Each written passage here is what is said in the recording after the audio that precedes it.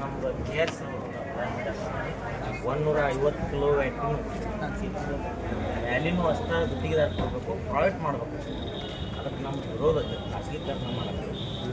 ಅದಕ್ಕಾಗಿ ತಮ್ಮ ಮುಖಾಂತರ ಸರ್ಕಾರಕ್ಕೆ ಇದನ್ನು ಮನವಿ ಸಲ್ಲಿಸೋದು, ಗುತ್ತಿಗೆದಾರರಿಗೆ ಹಾಗೂ ಈ ಉಳಿದ ರೈತರಿಗೆ ಕಮರ್ಷಿಯಲ್ ಈಗಾಗಲೇ 19 ಜಿಲ್ಲೆಗೆ ಅವ್ರು ಈಗ ಅದನ್ನು ಖಾಸಗೀಕರಣಕ್ಕೆ ಮಾಡ್ಕೊಳಕ್ಕೆ ಅರ್ಜಿ ಸಲ್ಲಿಸ್ತಾರೆ.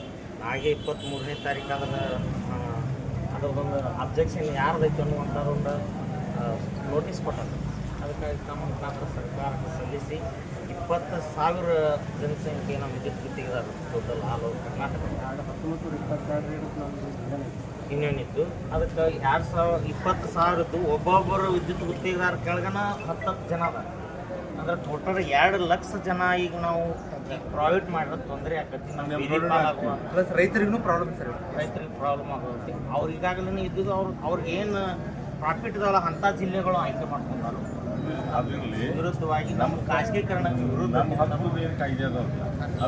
ನಮ್ಮ ಉಪಜೀವನ ತೊಂದರೆ ಆಗಿದೆ ಸರ್. ಮತ್ತೆ ಥ್ಯಾಂಕ್ ಯು. ಎಲ್ಲರೂ ಕರ್ನಾಟಕ ರಾಜ್ಯ ಅನುಮತಿ ಪಡೆದ ವಿದ್ಯುತ್ ಗುತ್ತಿಗೆದಾರ ಸಂಘದ ವತಿಯಿಂದ ಅಧ್ಯಕ್ಷರಾಗಿರುವಂಥ ಉದ್ದೇಶ ಹುಟ್ಟಿಯವರು, ಉಪಾಧ್ಯಕ್ಷರಾಗಿರುವಂಥ ಪ್ರಮೋದ್ ನಾಗನವರು ಮತ್ತು ಉಳಿದ ಎಲ್ಲ ಪದಾಧಿಕಾರಿಗಳು ತಾವು ಬಂದಿದ್ದೀರಿ. ಒಂದು ಮನವಿಯನ್ನು ಕೊಟ್ಟಿದ್ದೀರಿ ಇವತ್ತು. ಏನಂದರೆ ಇಂಧನ ಕ್ಷೇತ್ರದಲ್ಲಿ ಆಗ್ತಾ ಇರೋ ಖಾಸಗೀಕರಣದ ಬಗ್ಗೆ ತಮ್ಮದು ವಿರೋಧ ಇದೆ.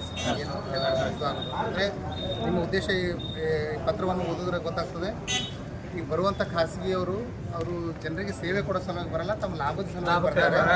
ಸೊ ಹೀಗಾಗಿ ಸಾರ್ವಜನಿಕರಿಗೆ ತೊಂದರೆ ಆಗ್ತದೆ, ರೈತರಿಗೆ ತೊಂದರೆ ಆಗ್ತದೆ, ಕೆಲಸ ಮಾಡ್ತಾ ಇರುವಂಥ ಎಂಪ್ಲಾಯಿಗಳಿಗೆ ಮತ್ತು ಗುತ್ತಿಗೆದಾರರಿಗೆ ತೊಂದರೆ ಆಗ್ತದೆ ಅನ್ನೋ ಭಾವನೆಯನ್ನು ನೀವು ಇದರಲ್ಲಿ ವ್ಯಕ್ತಪಡಿಸಿದ್ರೆ. ಸೊ ನಾವು ಈ ಮನವಿಯನ್ನು ತಮ್ಮದೇನು ಭಾವನೆ ಇದೆ ಇದನ್ನು ಸನ್ಮಾನ್ಯ ಜಿಲ್ಲಾಧಿಕಾರಿಗಳ ಮುಖಾಂತರ ತಕ್ಷಣ ಇಂಧನ ಸಚಿವರಿಗೆ ಮತ್ತು ಸರ್ಕಾರದ ಗಮನಕ್ಕೆ ತರುವಂಥ ವ್ಯವಸ್ಥೆ ಮಾಡಿ.